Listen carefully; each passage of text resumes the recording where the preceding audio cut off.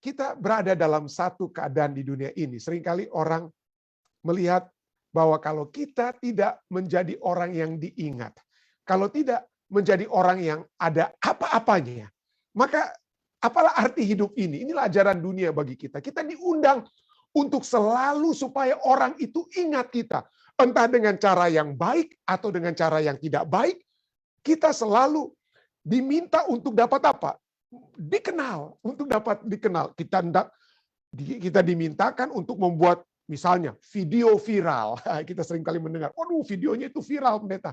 Ya, pernyataan-pernyataan itu ya walaupun kontroversial, viral. Tapi dengan kata lain dunia ingin menyatakan kepada saudara dan saya, semakin kita dikenal entah dengan cara yang salah, dengan video yang salah, pernyataan yang salah, pernyataan yang menjelekkan orang, tapi yang penting Anda itu dapat dikenal.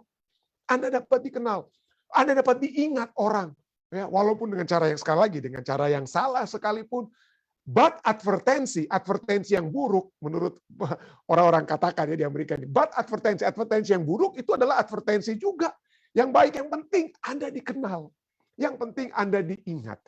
Ya, jadi begitulah usaha manusia untuk selalu dikenang, untuk selalu diingat. Jadi kita berbuat segala sesuatu agar selalu dapat dikenang dan diingat. Kalau kita tidak dapat dikenang dan diingat, maka kita bukan menjadi orang apa-apa. Bukan menjadi orang yang memiliki tempat di dalam dunia ini. Saya pernah membawakan khotbah banyak tentang itu ya, banyak teolog-teolog atau ahli-ahli sekalipun itu menyatakan inilah kenyataan dalam dunia ini. Manusia yang selalu berusaha untuk diingat ya. Manusia yang selalu diingat. Tapi inilah pelajaran kita pada malam hari, tambahan kita bahwa Allah mengingat kita. Ya. Manusia mungkin tidak mengetahui siapa Anda. Manusia tidak mengenal Anda. Anda tidak memiliki video viral. Anda tidak membuat pernyataan-pernyataan viral. Atau mungkin Anda tidak memiliki kedudukan yang tinggi yang dapat diingat-ingat orang.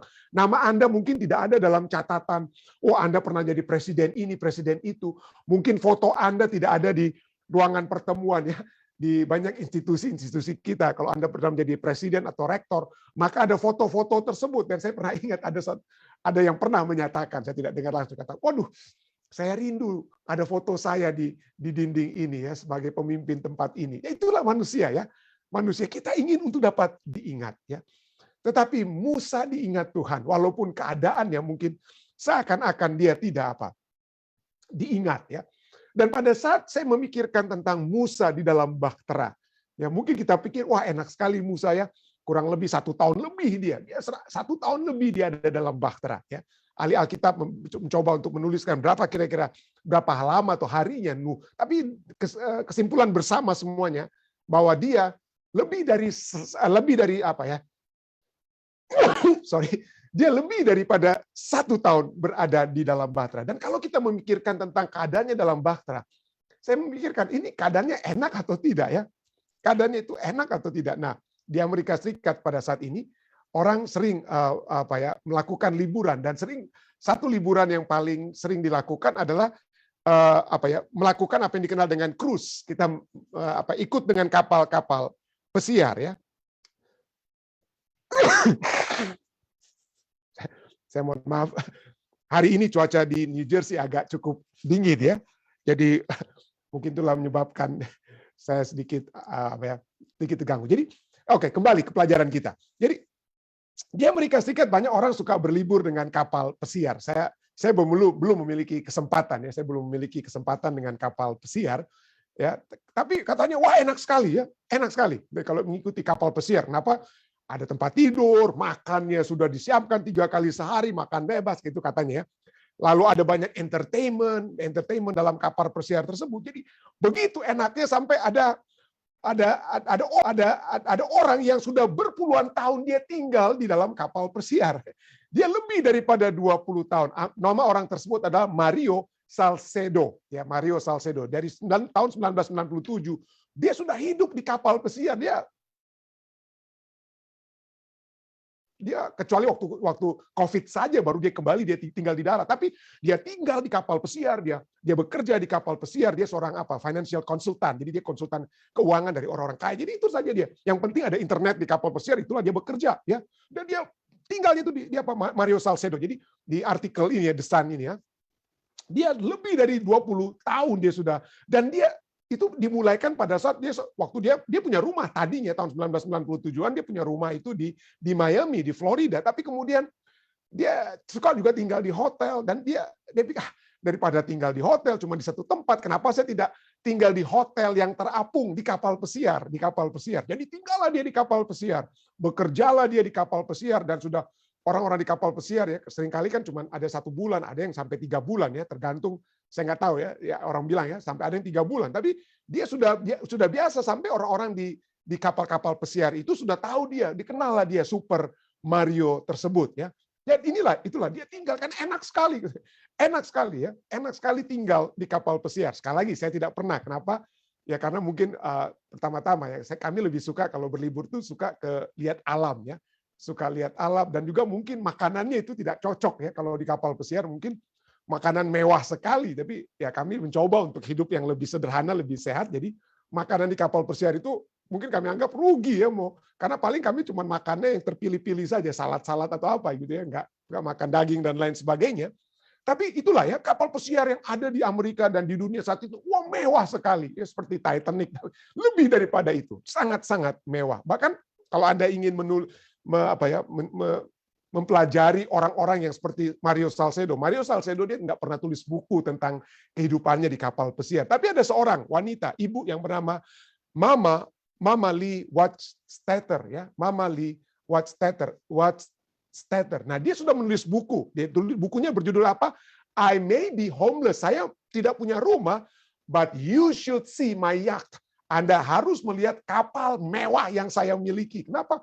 Karena dia puluhan tahun juga, dia sudah bertahun-tahun, mungkin bukan puluhan tahun seperti Super Mario tadi, tapi dalam bukunya inilah dia menulis bagaimana dia hidup, ya bagaimana caranya supaya enak hidup itu di kapal pesiar, ya apa yang akan dilakukan dan yang diperlukan selama mengikuti kapal pesiar. Jadi banyak sekali orang-orang yang saat ini berpikir, daripada saya punya rumah dan lain sebagainya, bagaimana kalau saya hidup di kapal pesiar? Ya mungkin beda-beda tipis dengan biaya kalau saya di tempat untuk orang-orang yang sudah pensiunan, daripada saya di rumah pensiunan begitu, bayarannya juga mungkin ya di kapal pesiar juga ada dokter, ada segala macam. Jadi inilah yang mereka tuliskan. Tapi ya, bagaimana dengan Musa?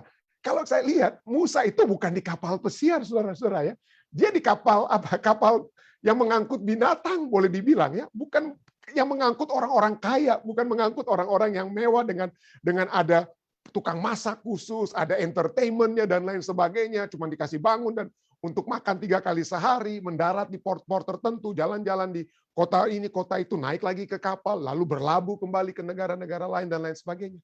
Kalau kita lihat, kapalnya Nuh ini dibentuk bukan untuk berpelesir atau untuk bersenang-senang, saudara. Tidak ada juru masak, tidak ada pemain band, tidak ada tukang bersih, bahkan Nuh yang harus membersihkan dengan keluarganya segala kotoran dan lain sebagainya.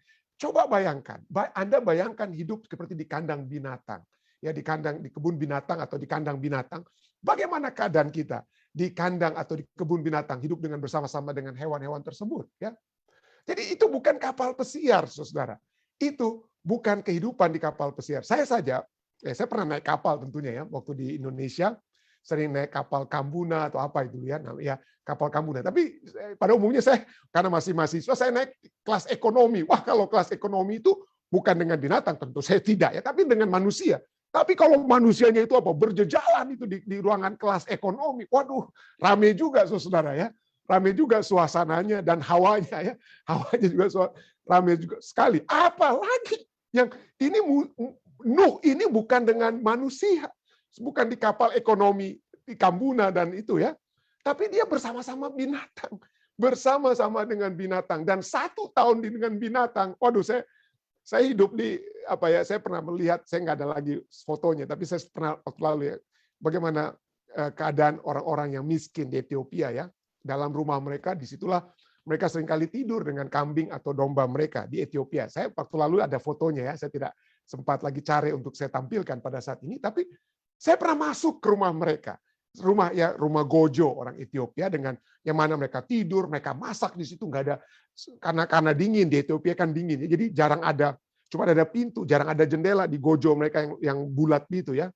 Jadi Ruangan dalam itu pengap sekali, saudara, karena masak di situ dan ada binatang-binatang situ. Saya nggak bisa bayangkan kalau saya harus tidur atau tinggal di kamar seperti begitu atau di rumah seperti begitu. Nah, apalagi Musa, apalagi Nuh, saudara ya, apalagi Nuh yang lebih dari 1 tahun, harus tinggal bersama-sama dengan hewan-hewan yang begitu banyak di bahtera tersebut. Jadi itulah sebabnya, itulah sebabnya Kejadian 7 ayat dan ayat 8 ini kita sudah lihat pada tadi malam ya. Itu intinya bukan tentang air, bukan tentang bahtera, tetapi tentang Allah yang mengingat. Ya, Allah yang mengingat ini ada umat-umatnya 8 mereka ini dalam bahtera yang sudah 1,5 tahun. Nah, seringkali kita berpikir, aduh, kok lama sekali ya dalam sebagainya ya. Tapi inilah ya, kita seringkali ingin mungkin secepatnya dan lain sebagainya, tapi waktu Tuhan itu indah. Waktu Tuhan itu indah dan banyak hal yang kita harus lihat, kita harus terima bahwa waktu itu indah sekali. Seperti kita sudah lihat ya, hari-hari ini tersusun secara rapi sekali ya, ayat-ayat yang disebutkan di sini ya. Ada ayat-ayatnya rapi sekali. Jadi memang waktunya Tuhan itu selalu apa ya? Selalu indah. Tapi mari kita lihat, apa artinya Allah yang mengingat ya? Kalau kita lihat, seperti pelajaran kita tadi, Allah yang mengingat itu adalah Allah yang menyelamatkan. Kita diminta untuk membaca Kejadian 19 ayat 29. Katakan apa?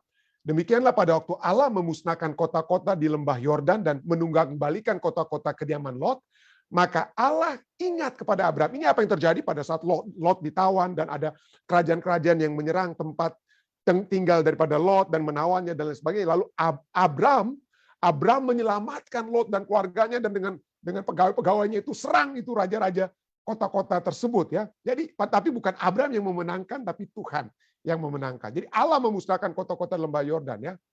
Maka Allah, kenapa? Karena Allah ingat kepada Abraham. Lalu dikeluarkannya Lot dari tengah-tengah tempat yang ditunggang balikan tersebut ya. Jadi pada saat Tuhan mengingat, dia menyelamatkan. Dia memberikan sesuatu ya. Dia memberikan sesuatu. Kejadian 30 ayat 22 juga berbicara. Allah mengingat. Allah mengingat siapa? Rahel. Lalu ingatlah Allah akan Rahel. Lalu Allah mendengarkan permohonannya serta membuka kandungannya. Membuka kandungannya. Nah, kita sudah lihat pelajaran kita katakan bahwa mengingat atau remember itu adalah zakar. Bahasa Ibraninya zakar, atau remember, being mindful, atau consider, ingat, memperhatikan, atau apa? Mempertimbangkan. Jadi mempertimbangkan. Nah, kata mengingat, seperti pelajaran kita katakan, lebih daripada sekedar latihan mental untuk mengingat masa lalu, apa yang telah terjadi. Tetapi kita juga diminta, Allah meminta kita juga untuk mengingat, memperhatikan, mempertimbangkan, memikirkan hal-hal yang akan terjadi. Jadi seringkali kalau oh ya saya ingat, ingat itu berarti sesuatu yang terjadi di masa lalu. Tapi Alkitab juga berbicara bahwa pada saat kita mengingat itu bukan hanya zakar. Kata zakar itu bukan hanya mengingat dalam arti sesuatu yang telah terjadi di waktu yang lalu, tetapi juga itu mengajak kita untuk memperhatikan, untuk mempertimbangkan hal-hal yang Tuhan sudah nyatakan, baik apa yang Tuhan sudah nyatakan, sudah lakukan, maupun apa yang sudah tertulis untuk masa yang akan datang. Untuk masa yang akan datang. Jadi kita dimintakan bukan hanya mengingat, tapi juga memikirkan masa lalu dan masa depan. Ya, Yesaya 47 ayat 7 berkata, katamu tadinya, untuk selama-lamanya aku tetap menjadi ratu. Sedang engkau tidak menyadari dan tidak memikirkan, tidak zakar, tidak mengingat kesudahan semuanya itu. Jadi ini berbicara tentang apa ya, seakan manusia dan kerajaan-kerajaan yang memikirkan bahwa keadaan mereka, keberadaan mereka itu akan kekal, akan jadi berada di atas terus-menerus keadaan kita. Ya, kita akan menjadi ratu, pemimpin dan lain sebagainya. Nggak ada yang akan bisa ganti dan berkesudahan ke posisi dan hal-hal yang kita miliki saat ini. Tapi Tuhan mengajak kita, ingat.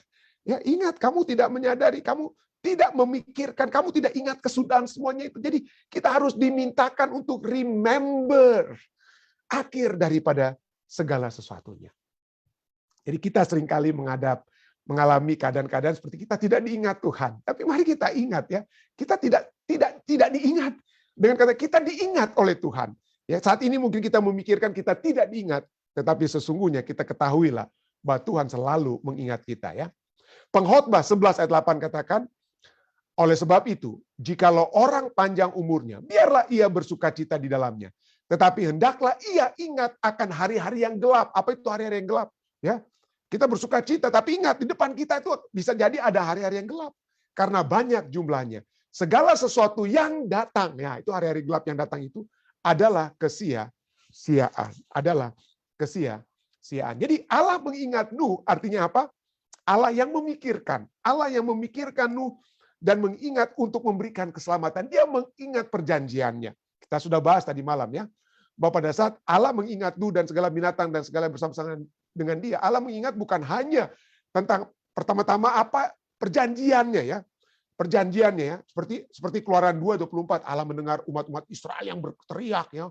Lalu Allah mengingat pada perjanjiannya dengan Abraham, Ishak dan Yakub, maka Allah melihat orang Israel itu dan Allah memperhatikan mereka. Ya, Allah yang. Jadi pada saat Allah memperhatikan, Allah mengingat ya, mengingat perjanjian juga. Dia pada saat Allah mengingat, Allah juga menyelamatkan. Allah yang menyelamatkan. Ya, itulah sebabnya ya. Kejadian 8 ayat 1 katakan, maka Allah mengingat Nuh dan segala binatang liar dan segala ternak yang bersama-sama dengan dia dalam bahtera itu. Dan apa yang Allah lakukan? Pada saat Allah mengingat, Allah membuat. Apa yang dia buat?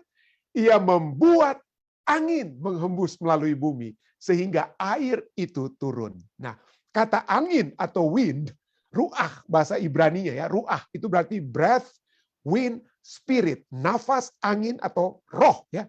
Kita melihat misalnya Kejadian 1 ayat 2. Bumi belum berbentuk dan kosong, gelap gulita menutupi samudera raya dan roh Allah melayang-layang di atas permukaan air. Ya, roh Allah. Ya. Jadi kita lihat di sini bumi pada saat sebelum penciptaan itu dikatakan apa? Belum berbentuk dan kosong, kacau balau, tohu wabohu bahasa Ibraninya ya. Belum berbentuk dan kosong, kacau balau. Gelap gulita menutupi samudera raya. Tapi kemudian apa yang terjadi setelah gelap gulita? Hari pertama saya sudah apa? Jadilah terang. Jadi Allah merubah.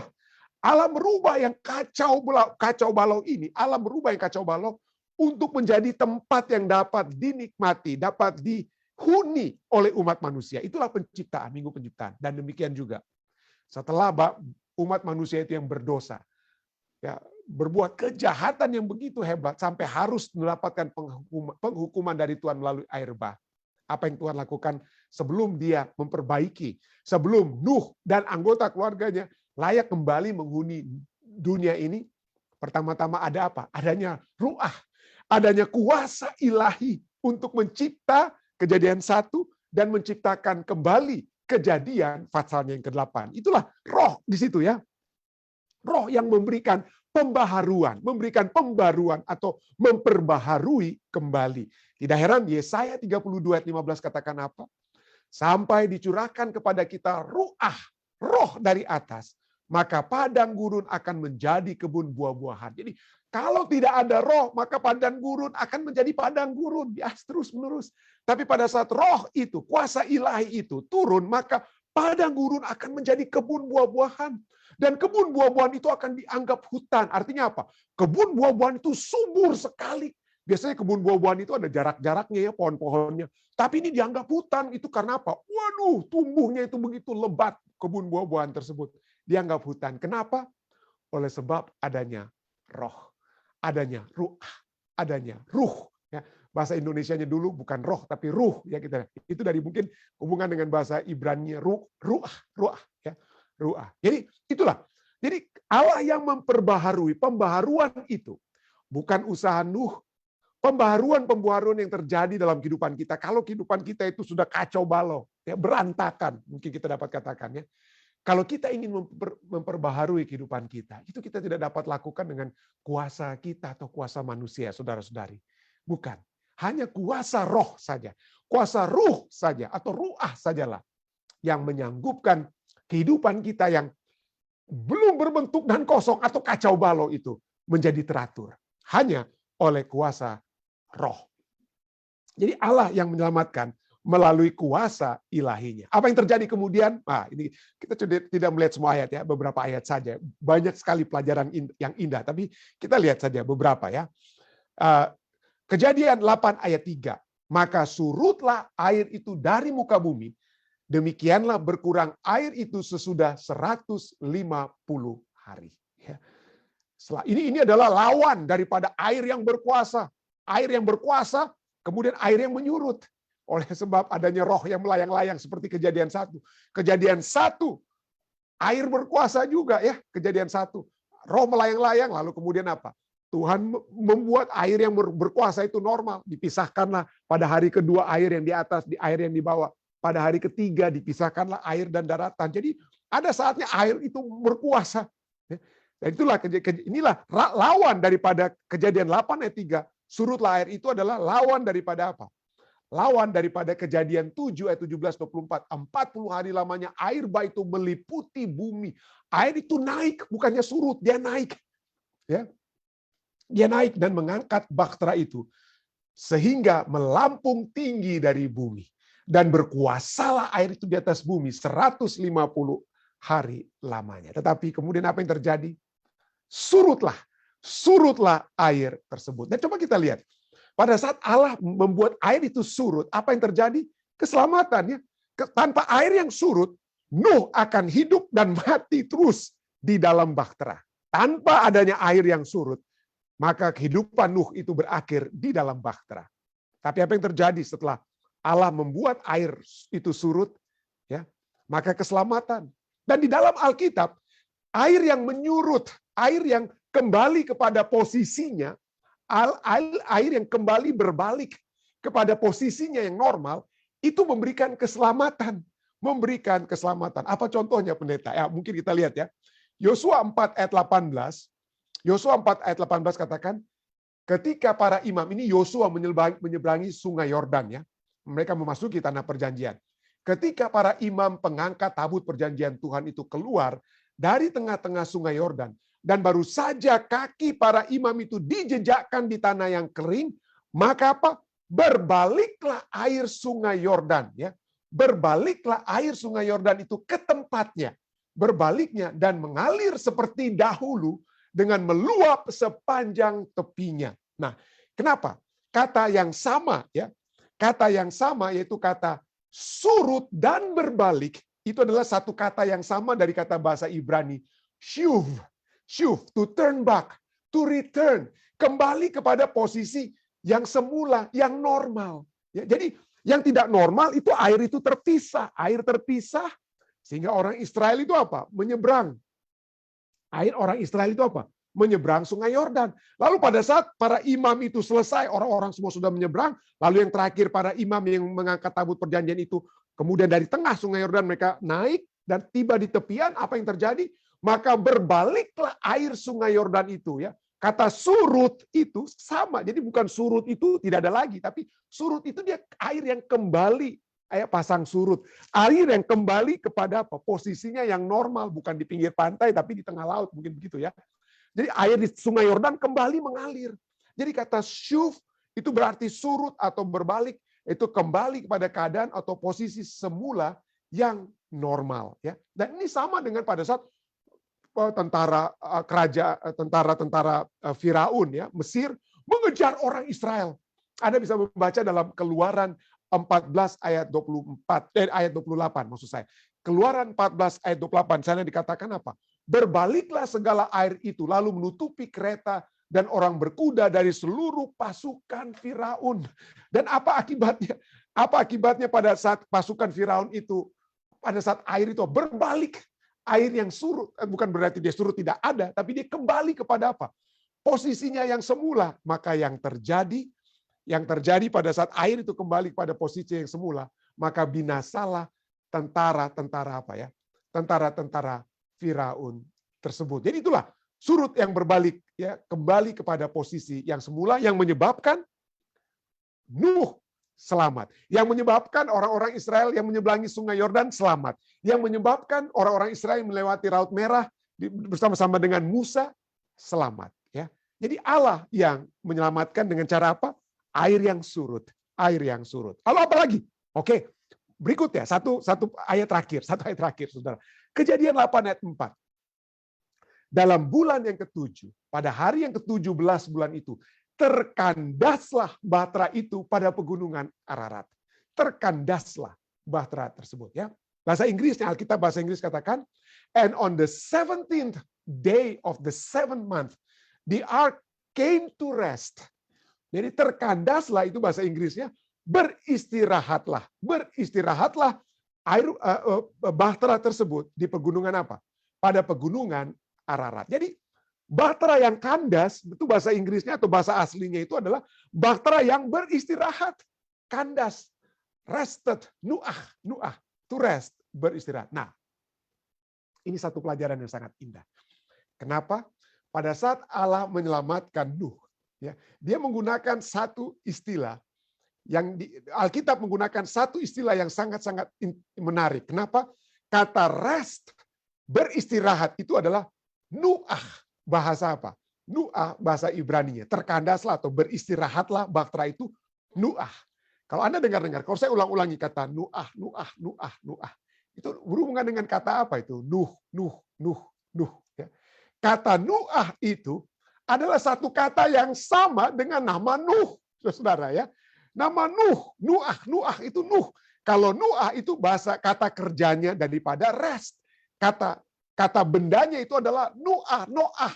Ya, noah itu Nuh. Ya, itu berasal dari kata nu'ah. Jadi kata kerja nu'ah itu kata bendanya itu si Nuh. Nuh itu arti daripada nama Nuh, artinya istirahat. Jadi pada saat Allah mengistirahatkan bahtera, pada saat yang sama Allah membuat Nuh itu memiliki istirahat yang betul-betul apa ya? Istirahat yang sejati. Nuh beristirahat. Jadi bukan hanya bahteranya beristirahat, tapi si istirahat, si Nuh juga beristirahat. Si istirahat itu, si orang yang istirahat juga dia beristirahat, dengan kata lain ya. Dan inilah Tuhan kita ya. Tuhan kita menghendaki saudara-saudari untuk dapat beristirahat. Dan beristirahatnya kita itu ya bukan karena pada saat kita sudah menjadi terkenal, saat kita sudah memiliki video-video viral, saat kita sudah memiliki kehidupan yang wah, dilihat oleh orang ya, bukan saudara. Ya, seringkali kita membuat video-video viral dengan cara yang salah ya. Atau dengan saya mohon maaf, saya bukan mau singgung-singgung, tapi saya lihat ada orang-orang yang menulis hal-hal di wall mereka di Facebook. Wah, itu yang bisa menjadi viral. Ya, baik kalau secara positif, puji Tuhan. Tapi ada dengan cara-cara negatif. Jadi menjadi perbincangan lah. Status kita di Facebook jadi perbincangan, itu jadi hebat. Jadi orang sangat mengenal kita.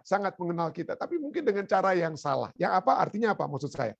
Yaitu mungkin saat itu pada saat kita tanpa sadar kita menulis di wall Facebook kita, ya satu pernyataan, satu statement, satu apalah yang kita buat di Facebook itu menjadi viral, orang-orang semua melihat, orang-orang ingin tahu apa yang sedang terjadi, apa yang telah terjadi. Tapi adakah kita memiliki istirahat pada saat itu terjadi? Kalau kita yang viral itu dengan cara yang negatif ya, adakah itu memberikan satu istirahat yang sejati ya? Apakah itu memberikan satu kelegaan yang telah sejati dalam hati kita? Tapi sesungguhnya ya itu tidak menjadikan kenapa saya katakan ada beberapa tahun lalu saya sempat singgung ya, ada ya, orang yang saya kenal ya, bekas murid ya, jujur saya nggak kasih tahu namanya. Wah, dia sakit hati dengan suaminya. Lalu dia tulis di wall Facebook tentang suami. Saya katakan saya langsung tulis surat kepada bekas mahasiswi tersebut dan saya katakan hati-hati.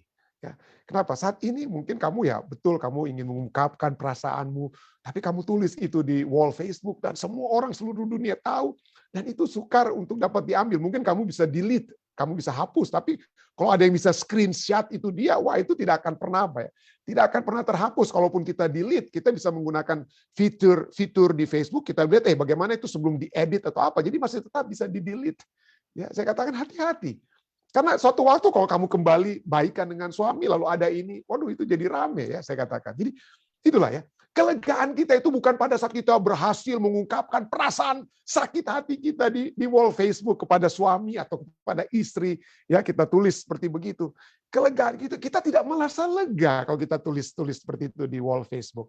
Tapi kelegaan kita itu sekali lagi seperti yang kita lihat dari pelajaran kita, datang kepada Tuhan. Ya. datang kepada Tuhan. Matius 11 ayat 28 katakan, marilah kepadaku semua yang letih lesu dan berbeban berat. Aku akan memberi kelegaan kepadamu. I will give you rest. Come to me. Kita semua yang berbeban berat. Ya, salah satu beban seperti saya katakan perasaan-perasaan terganjal, jangan kita buka itu di wall Facebook. Atau perasaan-perasaan kita kok belum terkenal, kenapa tidak ada orang mengenal kita, kenapa posisi saya dari dulu kok cuma pendeta terus di jemaat dan lain sebagainya, kenapa sih terjadi pemimpin ini, pemimpin itu dan lain sebagainya. Seperti ada beban-beban perasaan kita. Well, kelegaan kita bukan karena posisi, bukan karena kita sudah mengungkapkan segala sesuatunya di wall Facebook atau apa, tapi kelegaan kita hanya kita dapat peroleh apabila kita datang kepada Yesus. Datang bawa kepada Dia. Ada kutipan yang tidak tahu siapa penulisnya, dikatakan, money says, uang berkata, milikilah saya dan lupakanlah segala sesuatunya. Milikilah saya, lupakan segala sesuatunya. Waktu berkata, ikutilah saya, ikut waktu tersebut. Forget everything, lupakan segala sesuatunya. Masa depan berkata, struggle for me, berusahalah untuk aku, untuk masa depan. Forget everything. Tetapi Allah kita berkata, ingatlah saya. Ingatlah saya, datanglah kepada saya. Datanglah kepada saya. And I will give you everything.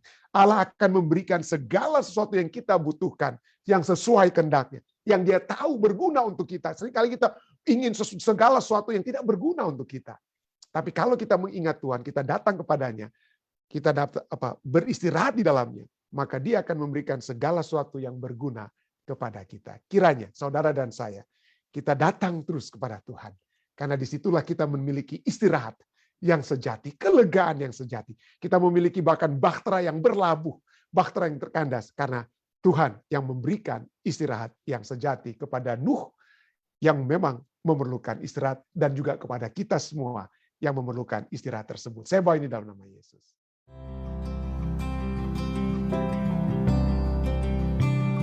Bergabung bersama-sama dengan kami di Jemaat Kisdak untuk acara ibadah malam pada saat ini waktu New Jersey, pagi waktu Indonesia.